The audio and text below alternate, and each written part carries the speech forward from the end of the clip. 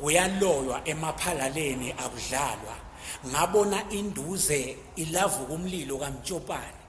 Ngalelinye lemalanga ngihamba naye Jaba athi ngithulane lingimakhenika eSpiki sisuka kulolubovu emaphalaleni sehlela kaMtshopane siya eSpiki nasendlula nje eGwayini sibange kaMtshopane sitithele ngqwangqwa embiko etikwa lenye indvodza ihamba embikwethu iyabhushuta nje yaphaqatisa emasenze phaqa ayikafaki lutho nix ingqunu ngqungqungqungqungqu ihwabile imhlophe isehu ngathi begidze lithulini.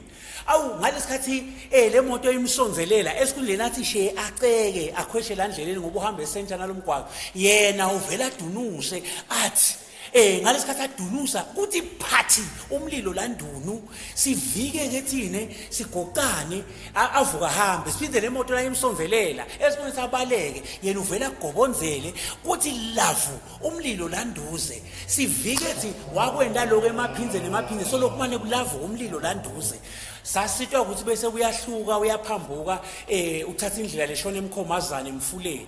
Mase ngithi ngikhuluma kubantu nami bathi bantu hoyizowe uthuswa lide longaloyi lapha emaphalaleni ngumkaqoqo kuthiwa lembamboshe yekuloya bayayendisisa la emaphalaleni bathi khulumela bathi lembamboshe yekuloya bayayendisisa longaloyi ngumkaqoqo.